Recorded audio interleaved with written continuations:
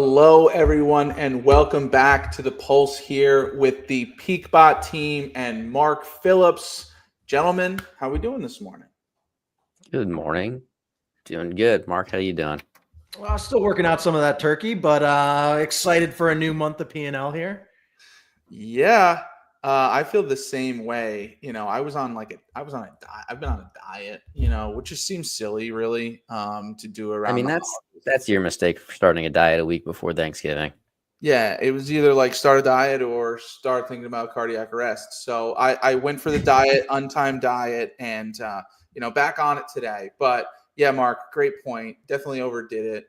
Really quick before we get into it, Mark, do you have a favorite thing, a favorite dish from Thanksgiving? Is there a favorite? Is there a particular side or anything that you're looking forward to the most? So I actually have a new favorite after this year that went a little a-traditional with with the dish that I brought and did a Manhattan clam chowder. Which actually would be fairly traditional. Like in the 17th century, what the natives and like settlers would have been eating was a lot of like clam, oyster stews. So did a very hearty clam chowder with some corn in there. It was delicious. Huge hit. Okay. I'm going to need some. I'm definitely going to need some. Ben, do you have a favorite? Well, you kind of told me. Yours is a little weird. Mine's non-traditional as well. So we always spend Thanksgiving with my wife's side, and half of my wife's side's very Italian. So we do meatballs and sauce. Nice. So that's my favorite. Hard to go wrong with that. Yeah, I'm not the biggest fan of like, let's cook a whole turkey and cut it up and have it be dry and need a pound of cranberry sauce with it. I'll do it. I'll do it once a year. But I'm not going to go out of my way to do it. And when there's, nice tender meatballs on the table, I'm going meatballs every time. Yeah, I gotcha. I have a soft spot for stuffing. I mean, that's all I'm looking for, really. But everything goes along with it. My mom makes this, I don't know what to call it. It's like cornbread stuffing or like a cornbread casserole type thing. It's like really creamy, cheesy cornbread. It's really good. Anyway, let's get into it. I hope everybody else enjoyed their holiday weekend. We're back. We have a full week in the market. There's no interruptions. Oh, yeah. Okay. Happy Cyber Monday.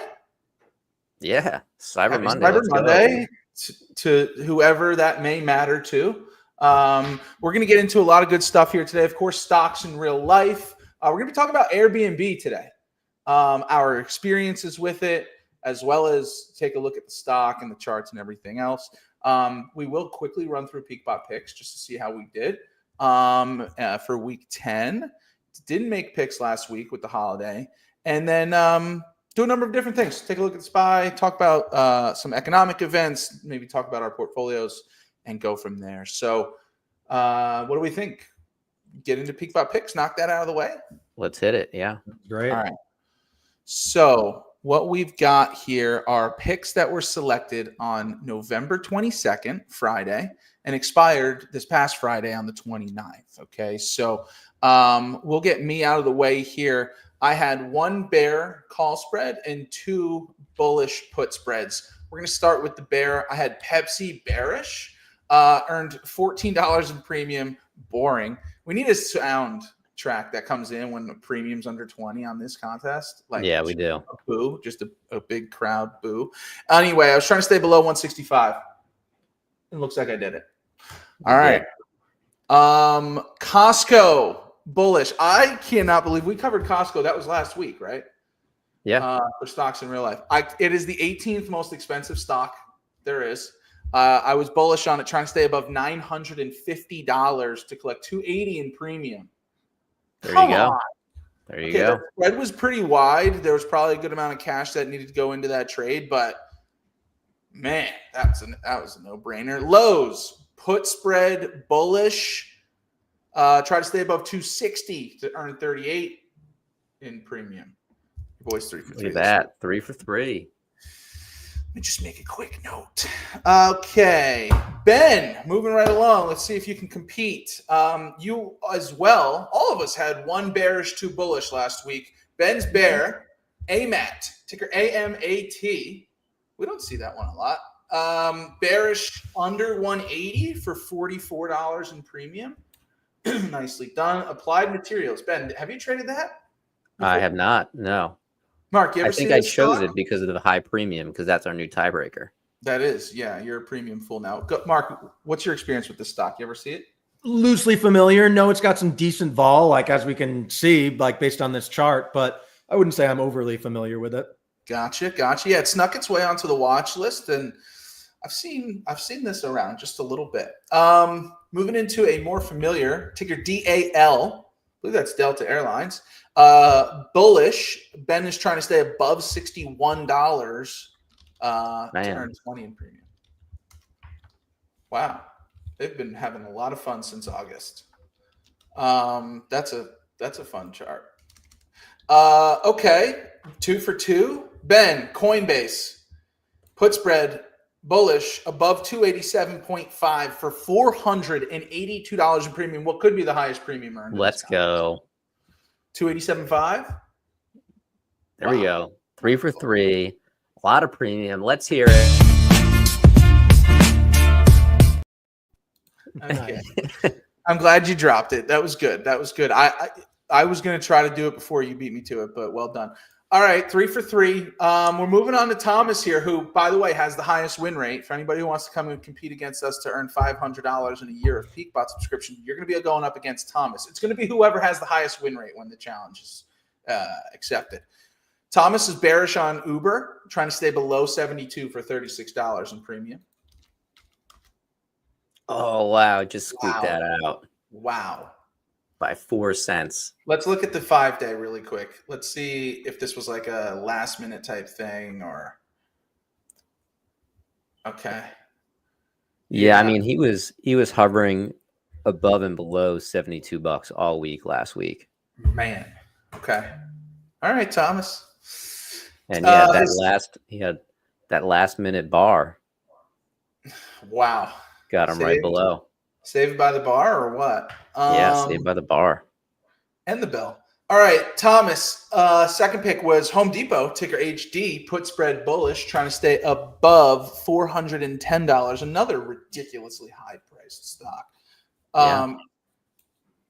Did it by a lot, covered by $20. He earned $139 in premium on that.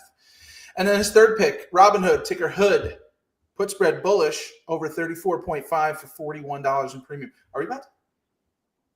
Dude, 9 for 9, perfect week out of the crew here. Look at us. Look at All us. Right. Who's got a calculator? Let's do this right now and then move past it. I'm adding up premium. Somebody kill some time while I do this. You can hit him with the All right. Our celebration here. You can.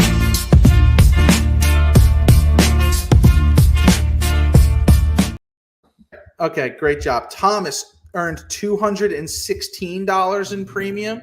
That's not going to do it. Ben, you're going to take this home. I'm going to take it home. Because I don't even need to do any more math.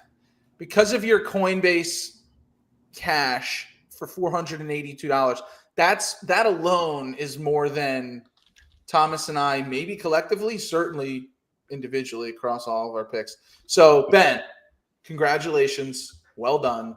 You know, sometimes you just got to risk it for the biscuit, not financial advice. No. But when you're in a paper trading contest that has a tiebreaker determined by premium and you're playing with Monopoly money, that's when you go wild. That's when you go wild. All right. Great job. We're going to get that posted. I got to remind myself, or Ben can remind me. I'll make a note. Okay. Fantastic. Good morning, Doug. Tuning in here. Doug, if you got any questions, shoot them in. And that goes for anybody watching. If you guys have any questions, shoot them in, and we will answer them live. We are live. We weren't live on Friday. We are live today. Yes. I believe we may have had a rerun on Friday, but not 100%. We did. Excellent. So, stocks in real life? Stocks IRL. Let's do it. All right, so we have Airbnb today. Belong Anywhere. Ben, I'm not going to run your segment. Go ahead. Let's get it started here. No, I mean, you're good. Run with it. Cool. This is Belong an anywhere. open show, free form conversation. We talk when we want to talk. All right, love it. We have been looking at the taglines or the lack thereof. Wasn't Amazon didn't have a tagline? No, Costco didn't have like a slogan. No slogan. Belong anywhere. This is their slogan. This is marketed. That is what they're putting out there. You know, they say that. I haven't seen it though. I use Airbnb quite a bit. Yeah. And I've not seen that. Okay. All right. Let's get more into this. So, of course, we're going to take a look at the chart and some of the vol and everything else here. But first, let's talk about experiences with Airbnb as individuals. So, for me, quickly, what's a hotel, right? I mean, I have no interest in going to a hotel anymore. Any trip I'm taking, big or small, I'm looking for an Airbnb. Okay, VRBO maybe, but like today's not the time to be talking about that. Airbnb has given me the quality experiences. I've had 1 or 2 hiccups, expected. I've probably rented, I don't know, 20 to 30 Airbnbs more. So a couple little weird things, but overall, I love Airbnb. I'm in their corner, and I'm excited to see what the stock looks like because I don't think I've traded it very much. What about you guys? Go for I it, love Mark. Airbnb. I too am like a huge fan of that. Like, there are times when a hotel makes more sense for sure. Like Yes. there's times when you need that amenity, especially with small kids. It's really nice to have a room service on dial up if you need that. Yeah. On the other hand, it's really nice to have a kitchen too. So, but anyway, regardless, huge fan of Airbnb. What I find fascinating though is, we're probably 10 years into Airbnb's cycle. No, more. I feel like they came out in the great financial crisis, maybe. I think they're like an 08, 09, maybe. But how the aesthetic has evolved such that like you walk into an Airbnb now and you know what that Airbnb aesthetic is. That sort of like white subway tile, like light decorations, no personal effects. Like it doesn't feel like a hotel. It feels like an Airbnb, which is different from a home. You're not in someone's home anymore. Feels like You're a in their staged Airbnb. home. It's a set. Exactly, a staged It's a home. staged set. That's it. Yeah. Always very well done too. I mean, to the city you're in, right? Like you see a Nashville Airbnb with all these bachelor and bachelorette. It's just, they have all the neon lights and everything else. People get into it. The unique stays. You guys ever do unique stays on Airbnb? I've looked at them, haven't done them. Like a tree house or anything crazy like that. No, but I'm currently building a unique stay in Arizona, in 30 minutes south of the Grand Canyon. I've got a little real estate project going on. Shipping container homes. It's sustainable energy, all solar powered, and outdoor fire pits sunken in, bocce ball courts. And it's just in the middle of the desert. It's 30 minutes from the Grand Canyon. It's 40 minutes from Williams, which is the closest town there, about an hour from Flagstaff. You are literally out in the middle of nowhere by yourself in these shipping containers. It's pretty cool. And that's a desirable experience to be in the middle of nowhere in a shipping container? For some people. at the right time of year and at the right price. Gets cold out there actually, right, Ben? And I mean, it's surprising. Yeah, you get a lot of snow out there. People don't realize it, but at the south end of the Grand Canyon, you are like 6,000 feet above sea level still. So yeah, it gets cold. There's ski resorts within 30 minutes of where we're building. So that makes sense. Yeah. Very cool project. Yeah. Yeah. Mark, do you have anything else to share on Airbnbs? Any disasters you've ever run into with an Airbnb? One time someone threatened that we stole their laptop or their computer. And it was like, you get the notification that they're like, oh, you've had a $2,000 claim against you. And it's like, what? But Airbnb was pretty good. They resolved it. Had a key issue once that Airbnb was also pretty good about resolving. Like we showed up to a lockbox that was empty. That was fun. But no, for the most part, I think they're very good. They're very reasonable. You pay for the fees, right? Like you don't look too closely at the fees, but I think they're mostly better than hotels. Well, the fees is funny, right? Because like my wife, she's pretty good at planning the trips and everything. So when she's looking at Airbnbs, and it's like, oh, it's $215 a night. I go, no. Click through. Get all the way through. We need to see the cleaning fee, all these other fees. And then it goes from $215 a night to $315 a night. And you're like, that happened quick. My last quick story with Airbnb, probably one of the coolest things I've ever done is Airbnb experiences. So I was in Monaco last year for the Formula One race, the Monaco Grand Prix. And the Wednesday before the race, my wife and I found on Airbnb experiences this guy that'll walk you around the track, the street track in Monaco, $25 a head. Okay. I spent $50, walked the most famous racetrack in the most beautiful place on the planet.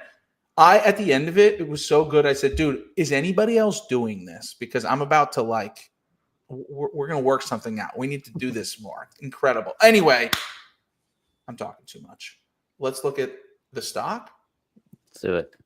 Okay. What's it trading at right now? So I actually remember when Airbnb IPO'd a few years ago. I am, humble brag here, I am a host. I have several Airbnb properties. So they did give hosts an opportunity to buy in prior to IPO, and you could buy up to $20,000 worth of stock. Foolishly, I declined because the day of IPO, it opened at, what was it? It opened at 146. And I think the price that they were offering hosts was like $90 something. I might be totally misremembering that, but I remember it was significantly lower than where we opened. So I remember I was kicking myself for a while after that. So they've only been public for a couple of years then. I didn't realize that. Yep, okay. Yep.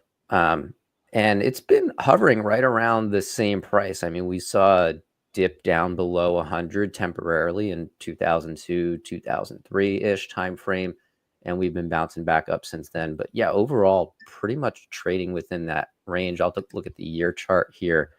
Yeah, you're trading within, call it 120 to 160 most of the time. So if you wanted to play that bounce between the two prices, that's an option, of course, not guaranteed, but yeah, other than that, I haven't really traded it much.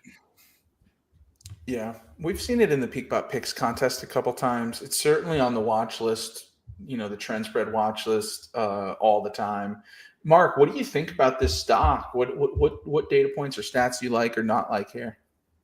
I will say, love the company. I find the stock very difficult to trade, though. I think to your point about the kind of price path has been a little bit all over the place, but I look at VRP a lot and what the average implied vol premium there is, and it's all over the place. Sometimes options are underpriced, sometimes they're overpriced. Volume tends to be fairly choppy too, right? It'll do an average of, I'm looking last 3 months, it does an average of, call it 20 to 22, but it'll have days where it does 140. Going into earnings, of course, and stuff like that. But the liquidity tends to be somewhat choppy here. And the implied vol versus realized vol, that makes it tough to trade as, an options player. So, unless I see the right setup here, I tend to shy away from it personally. Yeah. Dillon, you're muted. Man, sorry. It does look tricky to trade. When you have the 1 year chart zoomed out, it looks like it's basically back to where it started the year. Yeah. And it is kind of, trading in this range. But, for me, this isn't a wheel stock. It's obviously not an iron condor stock. I think on trend spread, it probably pays a pretty good premium. In fact, I'm going to pull it up on the watch list right now just to kind of see what it's looking like. But yeah, what else? What do you got? What are you pulling up here, Ben? Okay, I was just curious what the market cap was at right now, because I remember at IPO reading through the materials they sent over and just thinking to myself, how are they valuing this company at $100 billion? And yeah, I mean, that's the case for a lot of valuations right now. A lot of market caps are really high for companies, but the multiples on that, just based on off of their gross or net earnings, it's just crazy the market caps that we've got in the market these days. Yeah. Like I see the current 30-day implied vol reading as like 26, which like compare that chart to SPY, and like you're only getting like 10 clicks more of 30-day premium. Like it's not that much more for what that path is doing. So like in some ways, I might be more a buyer of options in Airbnb. That like, you know, maybe there are some, I think to your point, trend is probably the best credit opportunity in this to kind of place some of these swings. But stock tends to move more than these options are saying. So, you know, it's definitely one to be careful with. And size appropriately. Like that's the key to playing something like this, is like making sure that, you know, this isn't 20% of your portfolio. This is, you know, a small percentage. Yeah, and I have it pulled up here on the trend spread watch list right now. Of course, in 40 minutes when the market opens, we'll get updated data here on the watch list. But as of Friday, we're seeing a bullish, moderate EV. It's a nice EV at 3%. Got a 75% POP. 12% ROI. We're earning $48 in premium. This is on a Friday to Friday 7 DTE contract. Our bot would be selling a put credit spread on this, being that it's bullish. So $48 in premium earned on a $4 spread, trying to stay above 133. I don't hate that. I was kind of expecting a little bit of a wider spread on that, truthfully, than $4. I mean, for 40, it's only a 2.3% buffer though. Yeah, not a lot of breathing room. I'll buy that from you. You want to sell? I'll buy. You know, for me, this might be something that like I roll a dice with in my trend spread. I try to take more so the lower conservative type trades, but I'll throw in a couple moderate to high risk. Maybe it's something to look at. They reported earnings last month. On the 7th. So anyway, any other thoughts we have on Airbnb or anything else to share? Actually, Ben, did you have it up on TradingView? I'm curious to know what like the analyst rating is on it. I could pull it up. Let me pull it up. And then, one thing that is nice, and to your point about the $4 width, like you expected a little wider. Like if this had $5 strikes, you'd certainly be at a $5 strike. And, you know, this could easily have 250s, but I see all these weeklies with dollar strikes, and, you know, $140 stock to have these dollar strikes, like you can do something interesting here for sure. And you get, you know,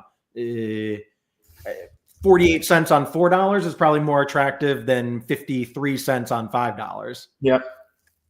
All right. So I've got Airbnb up on TradingView. I'm just going to go over to the right side here. Take a look at the technicals. Looks like over the week we are leaning towards the buy side, although it looks like there's a good split between buy, neutral, and even sell. If you look at the month is leaning towards sell, so it's kind of flip-flopping there. And, you know, when you look at the chart, I kind of agree with that. Oh, boy, that's giving me a headache. Yeah, I kind of agree with that. I mean, we're down, and then we're up, and then we're down, and then we're up. It's a ride. If we look at analysts, we've got 47 analysts reporting, giving a rating on Airbnb for 3 months, or in the past 3 months. And yeah, perfectly split, basically. We've got 8 strong buy, 7 strong sell, 2 buy, 1 sell, and then 29 hold. Yeah. So for me, that's not convincing to do anything with this stock. No. Is it just me, or is that needle moving? Is that needle moving and flickering kind of in real time? I think it's just an animation. I don't. It's a nice touch. I think it is a nice. Oh yeah, it's for sure. Just, you know, animation on it, but it's a very. You feel like it's live. It would be nice. I'd love to see it flip live to buy or sell. So there are 33 analysts reporting on price forecasts for Airbnb, and the average is actually showing Airbnb declining a little bit this year. The max is only 170. So that's a decent amount of room to grow. That's 25% from where we're at. But looks like there's more downside with this $85 price target being the low. So it doesn't look like analysts are too optimistic about Airbnb over the course of the next year. Yeah, and truthfully, when I'm not doing this nearly as much as some active traders are, but when I go and look at that TradingView analyst rating chart, I have to say most of the time when you're seeing the projection for the next year, you see more green than red. That time that wasn't the case. So yeah, tough. Okay. I guess this is kind of coming down to tricky to trade. Of course, not financial advice. Never would.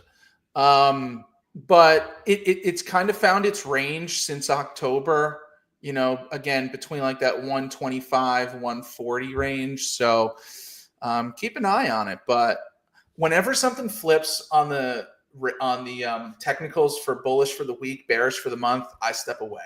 I'm just like, I don't like this anymore. Yeah. Any other closing thoughts on Airbnb? Worth No. Okay. keeping an eye on. Like, just because it doesn't show a setup today doesn't mean that there won't be a good opportunity next week or whatnot. So, And I'm bullish on the potential. company long term. Yeah, I'm bullish. I don't think Airbnb is going anywhere, and I don't think any of their competitors are really going to come and bully them anytime soon either. All right. What do we Cool. say we learned something? Let's learn a little. Mark, you want to get us kicked off here with Theta? Take it away with Theta. Yeah. Theta, I don't know if it's my favorite Greek, but it's up there. Obviously Vega Vol is pretty important, but I think, specifically for the types of strategies that we're talking about here, Theta is a really important thing to keep in mind. And I think just to start out straight up with the definition of what Theta is the rate at which an option's value decreases over time, all else being equal. So typically we're talking about a 1 day period, how much, ceteris paribus, stock price is the same, implied volatility is the same. How much is that option's value going to decrease, because an option is worth less as you get closer to expiration? How much extrinsic value is going to go away from that option every day? And that curve is interesting because it's not necessarily a steady value. So the theta decay curve is not linear. If you are long a $1 out of the money call that's expiring at the end of the week, you don't lose 20 cents every day until expiration. You might lose a dime the first day, 12 cents the next day, and that'll accelerate. So your curve is, like we got right here, is going to be kind of geometrically declining, such that, and it's kind of intuitive, right? Like anyone that's watched sports, you watch a basketball game, if there's time on the clock, someone can always hit a buzzer beater. So that's kind of the way I think about theta and that decay curve, that so long as there is time and space for that option to move, it can. And think about it on the long or the short side. Would you want to sell an option that still has a little bit of time left when you've seen the way the market can zag this way, zag up, avoid that? So, I think that decay curve and monitoring that is a really important feature of theta, because it's the bill that you pay for potential every day being a long option holder, and it's the credit that you receive for bearing risk as a short option holder. Yep. Yeah. Yep. Very Definitely. well said. Doug doesn't track theta, familiar with how it works, keeps it in mind mostly near expiration. Makes sense. Yeah, and I'd say for PeakBot specifically, we're not looking at any values for theta, or our bots aren't considering values for theta as we're choosing positions. Although, theta is obviously built into the strategies that we've created here, right? Because we're profiting off of that theta decay. So as we think about theta as option sellers, we want higher theta values because we want the price of contracts to decrease as fast as possible when we're selling them, right? So we want to be able to sell them at a high price and buy them back at a low price, and the stronger the theta is there, the more profitable it'll be for us. That being said, we're selling options in the last week of their lifespan, right? Mm-hmm. And most of the time too, in the case of our iron condors, with 1 day left. So we've got an idea of value's gonna decrease pretty quickly, regardless of what the value of theta is. So Important to know how it works, especially as an options buyer. I think it's definitely more important to consider on the buying side than it is with what we're doing on the selling side short term.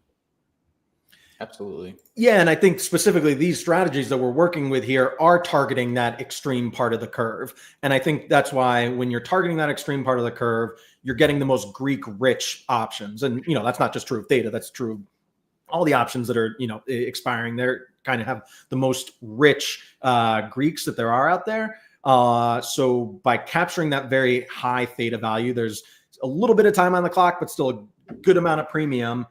You also hedge that out by putting on spreads. So, to capture that theta, that severe drop in the curve, the best premium's there, but you also want to make sure that you're covered because anything can happen with time on the clock. And so you're still distinctly collecting positive theta with short credit spreads, whether they're calls or puts or condors, but you're managing that because as long as there's time on the clock, something goes somewhere, and that's what that value of theta is compensating you for. Yeah. Doug says here, sometimes changes in IV or underlying price can erase the theta prediction too. Any thoughts you guys have on Doug's comment here?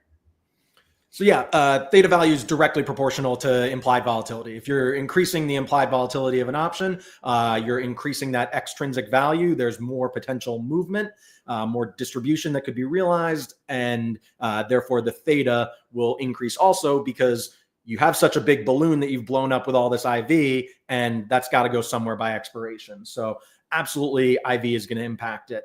Underlying price is also a good point too, because even if that vol doesn't necessarily change, even though we know that with spot vol there is a decent correlation, just moving the stock price, if you move further out of the money, your theta value is going to go down. The at the money options always have the most rich Greeks, and so your theta is going to go down because a deep in the money option isn't really going to decay that much. It's already going to behave like stock. A far out of the money option, if you're short a call and stock price plummets, you're going to, the value of that option is going to go down mostly on delta. But then the theta is going to get reduced because, there isn't that much time premium extrinsic value on that being so far out of the money. Absolutely changes in IV underlying will definitely impact your theta. One of the other, this is actually probably another good learning point, maybe a teaser for a future discussion, is another way to think about this in terms of short-term options, particularly, is expiration premium over parity. So we call EPOP. And theta is the amount that you're going to decline every single day. Every minute you look at your Greeks, that'll tell you what over the course of the next 24 hours your decay will look like. EPOP is just the naive calculation, how much extrinsic is there. So from a premium collection standpoint, when you sell that 48 cents credit spread in Airbnb, right now today, your EPOP is going to be $48 because if everything just expired right now, that's the dollar amount that you collect. Mm-hmm. Your theta is going to be something like, if it's a weekly, I don't know, right today, it's probably like $7 or $8 or something like that. So it's kind of worth contextualizing what that dollar number means. And also from a profit standpoint, not all theta is profit either. Theta is compensation for risk. So I think that's important to remember that you're holding that, premium because you're bearing the risk. And so as a short options writer, you need to, be aware that, that's payment, but it's not passive income. You're getting paid for putting capital on the line there. Yep. All good points to note. And then finally, there's some key considerations to wrap up the conversation around theta. These are just general, I'd say, considerations. There's obviously more to it, but, stating theta works best, I think the way to phrase that would be theta works most predictably in a neutral or low volatility market. Not necessarily that it works best, but as Doug mentioned too, sudden price moves can offset time decay. Also, IV can temporarily change pricing. So those are things to consider. And then this last bullet here, I put it up, wanted to talk about it. Holidays and weekends, time decay continues even when markets are closed. So we were closed Thanksgiving last week, half day Friday, closed over the weekend. What are your guys' thoughts on how much value is actually lost while the market is closed, because the market knows that it's going to be closed, right? And markets are pretty efficient. So I would say, the benefit to holding a spread, for example, over the weekend, I wouldn't say that there's that much additional theta decay that you would get, but what are your guys' experiences with that? Mark? So one of the things we used to account for this holiday and weekend effect, like one of the things we used to do as market makers was on Friday afternoon, you started realizing that, oh my gosh, I'm starting to get long a bunch of options. And Friday afternoon, you would find that the curve would decay faster than on a typical afternoon, because weekends are not the same as market days and overnights aren't the same as intradays. And so really what's happening, like the, simple thing to do is lower your vol. If someone's selling you options, you want to lower your vol. But like, that's not the right thing to do, because if you lower your vol come Monday, all of a sudden you're going to be selling options cheaper, because what happened wasn't the fact that vol was getting lower. It's that time was moving faster and you needed to adjust the clock here. So kind of one of the next steps we did was to start going days ahead. So on Friday afternoon, you start pretending it's Saturday, you start pretending it's Sunday, because you want to speed, like a simple linear decay of time that every second counts equally isn't really accurate for those weekends. You still have 58 hours from Friday close to like Monday open, but like you don't necessarily get that, no, 60 hours, but you don't necessarily get that, like that's not the same as 60 hours when the market's open. So I think one of the standard sort of like rules of thumb for people is adjusting the decay such that in the roughly third of the day that the market's open, you get 2/3 of the decay. And in the 2/3 of the day that the market's closed, you only get 1/3 of the decay. So stuff can still happen. Stuff happens overnight, stuff happens over the weekend. You can't just like ignore that and only say market time. But the decay is roughly twice as fast during market hours than it is non-market hours. So if you want to get really precise about it, you kind of got to tweak the clock in the model. The 2/3, 1/3 is like, it gives a really good visual to somebody who's trying to really understand this, versus market open versus market closed. For PeakBot, when we built our trend spread strategy, built off of our wheel, which our wheel trades Monday to Friday. Trend spread, we kicked back, right? We moved Friday to Friday. We have that extra theta decay. It went from 4 DTE to 7 DTE, including the weekend. So there is more premium earned. There's more risk, as we're saying. It's not like it's stagnant over the weekend. It also paired up nicely for the trend spread because we were rolling contracts Friday at noon anyway. So we wanted to be able to get right into the next position. Ben, do you have any other thoughts on either theta overall or the holiday weekend thing? I think it comes down to, especially as it relates to weekends and holidays, it comes down to the trader's risk tolerance, right? I tend to lean more conservative on my actual plays. My PeakBot picks wouldn't reflect that, but on actual plays, sometimes I won't even get into a trend spread position on a Friday when the bot is designed to have its primary entry. Sometimes I'll just smart exit on Fridays and then open up on Monday. So that way I avoid anything that could happen over the weekend or through a holiday or things like that. Yeah. Always want to keep a close eye on things. That's absolutely right. Depends on your risk tolerance and how active you're trying to be here. So excellent. All right. You learned something today. Theta and how time works in your favor as an option seller. Fantastic. And if there's any questions on this, please feel free to ask and happy to help on it. Gentlemen, what else do we want to do? Maybe some economic events for the week. Do we want to take a look at the SPY, talk about? Yeah, we didn't look at the SPY on Friday. Let's take a look at the SPY. Let's take a look to see what economic events we have coming up this week. And then let's maybe talk about the model portfolio that we're going to go with this week. And then by that time, we'll be 15 minutes to the bell. So we should probably wrap up. Cool. So I've got the SPY chart up here. We've got this is the 1 year chart, of course, very bullish year, good year if you were long SPY. And when we zoom in, we can see the jump here due to the election. That's, again, one of those expected economic events that you have to decide how you want to play. For PeakBot, we like sitting out those major economic events.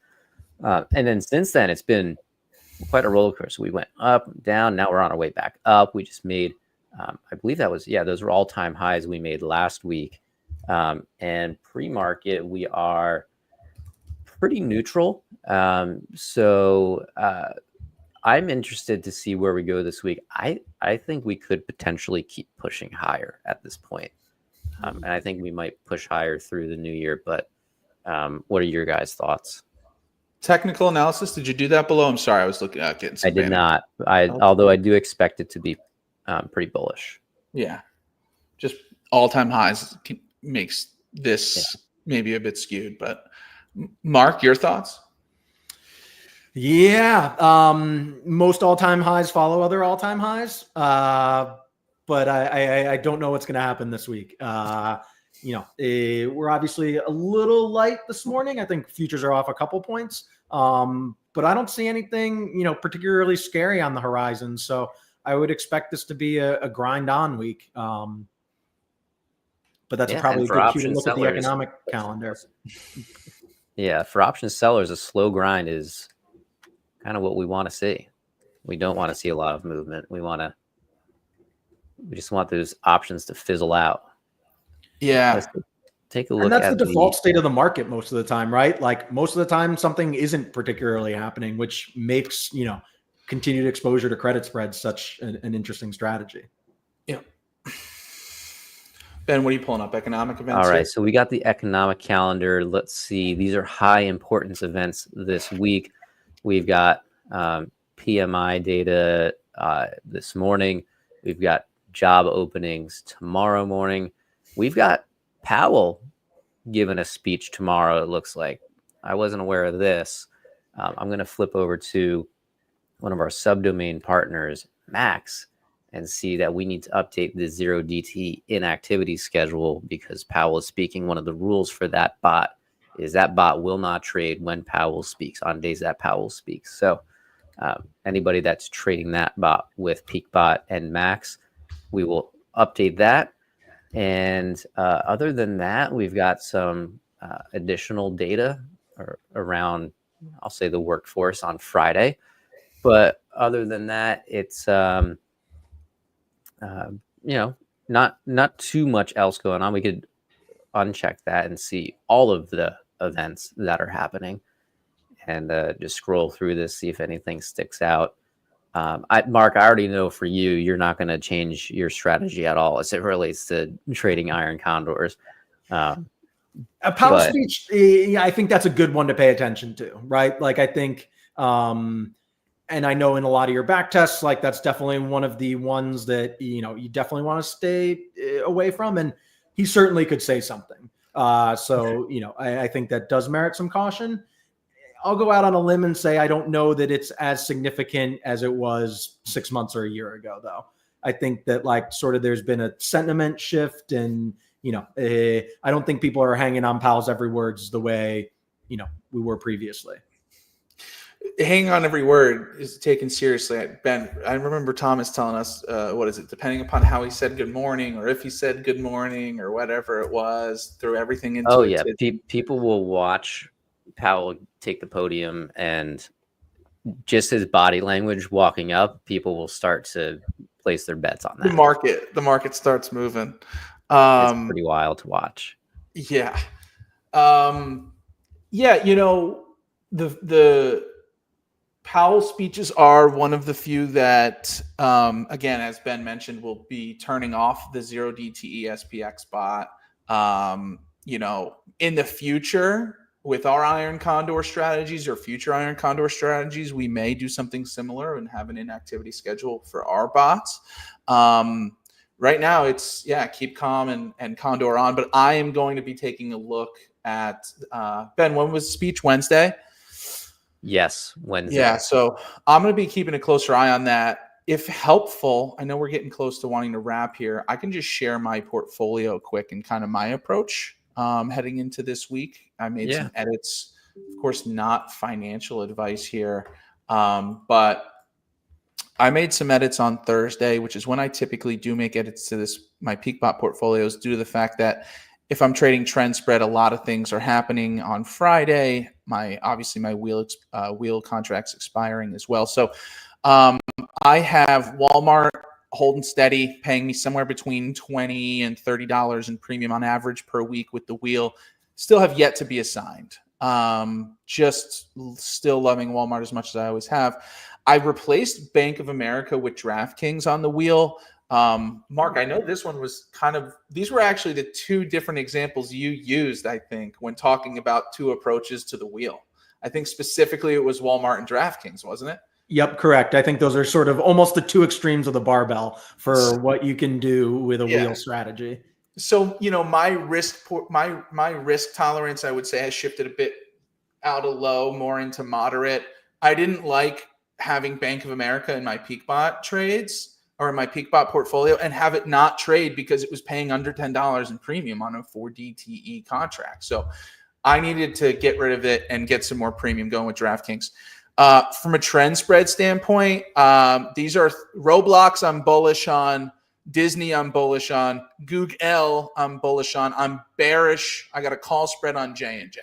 So when we look at my Tradier accounts, we can see all my positions here out of the money on my Disney put spread. Same with Google. You guys can see all my condors coming, which I'll look at in a second. But here's my J&J call, trying to stay below 157.50. Roblox bullish. So that's how I'm playing trend spread. And then condors, I actually added a fourth condor on SPY, doing 3 on Qs and IWM. Again, maybe smart exiting these Tuesday going into Wednesday, but I'll keep a close eye. Right now, I'm just going to take advantage of the first 2 days and collect as much premium as I can, which again, on average, $1 spread, straddling the 25 delta, collecting between $30 and $40 on average, we'll say. So that's my approach. Again, I'm going to expect Walmart and DraftKings to be entering wheels for me today. Live in my trend spreads, and I'm going to keep an eye on the condors heading into Wednesday. And then this is just a little teaser for our new bot, Iron Condor Zero, coming in testing now. I don't know if we love showing it. We've shown it before, right, Ben? We've shown it. We're beta testing this week. We're testing it out. I think we've got some people that have texted us saying they want in on IC, which you guys will get some sort of email this week showing you how you can do that and what the bot's all about. You'll be hearing from Thomas. You'll hear from us. And to anybody, for me, I don't know how everybody else did. I had a rocky week last week. My condors didn't.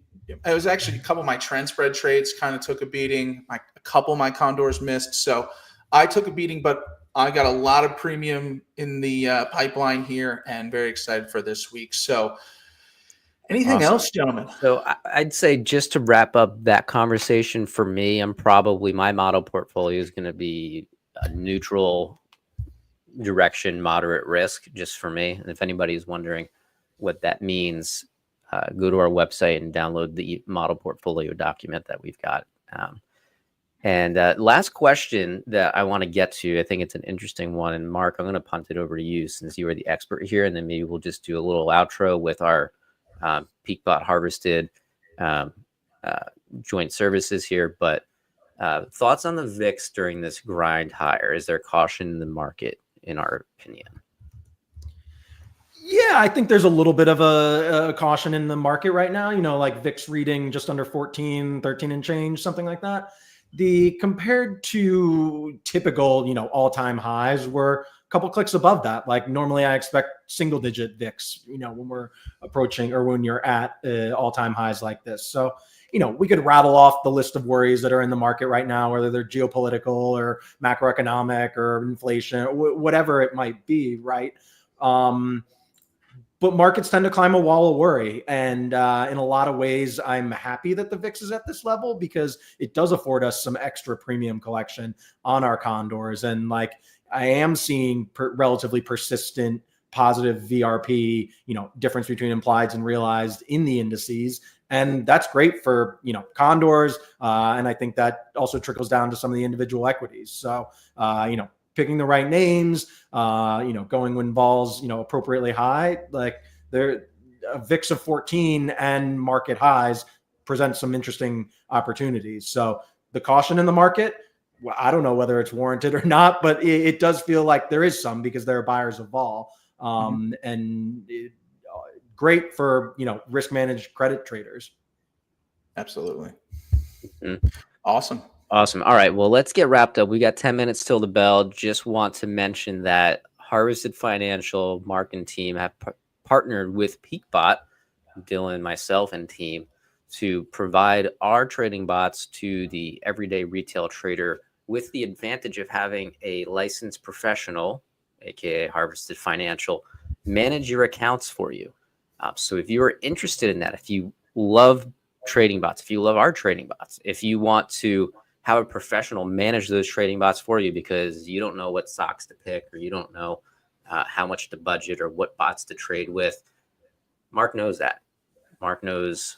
And if you work with Mark, he's going to be doing a lot of iron condors with you. But it's a fantastic service. We're really excited to be able to offer this. Go to peakbot.com/harvested. It'll bring you to this page. You can see a little intro video, a little bit of text about what we're doing here. You can read about Harvested Financial's bot philosophy. We've got some frequently asked questions. And then, of course, the fees. The fees are what everybody is concerned about. Of course, there's a slider here, so you can see based on the amount of money you put in, you can see what your fee would be. And I will say that the most exciting part about this is you could get started with as low as a $10,000 account. Now, previously in this industry, I challenge you to go find a financial advisor that will take you on as a client with just $10,000. That's not your uncle. Somebody that's not your uncle.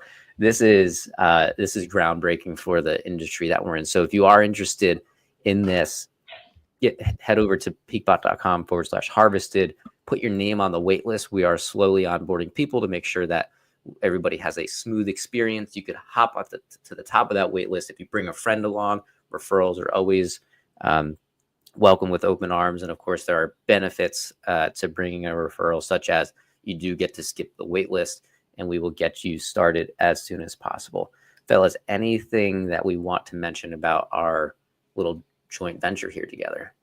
Mark? Continuing to onboard. We have a number of clients trading. It's not just iron condors. There are many other exciting things that are in these portfolios, as much as I am a fan of that. But yeah, no, I'm really enjoying this experience so far. We've gotten good feedback from our clients that are out there. And all it takes is a couple steps to open a brokerage account. And after that, I handle the rest. So I'm available for any questions anyone has. There's a contact form also on the website that Ben showed. So please do reach out, and we'd be happy to talk bots and options. Amazing. Yeah, these guys have said it. We're filling a humongous gap here, providing we're calling it small accounts relatively. We know $10,000 of anybody's hard-earned money isn't a little bit, but filling this gap, $10,000, introduce automation into this process, and Mark and his team at Harvested Financial are really able to scale this with success, man and machine, utilizing PeakBot strategies to place the trades through our broker partnership with Tradier. And Mark's got manual oversight, taking advantage, playing offense and defense. So a lot of good stuff. Again, the client's up and running. Been very happy, collecting premium left and right. So excellent. We got to get out of here. I know we got to get running. So Doug and anybody else, mostly Doug, thank you for engaging today. Almost 800 live viewers this morning. Thank you so much. We'll be live on Friday at 11:55 a.m. Eastern with the automation station, me, Ben, and Thomas. And we'll be live a couple times before that doing some SPX lottos maybe. So, all right, guys, thank you so much. And as always, we'll see you at the peak. Take care.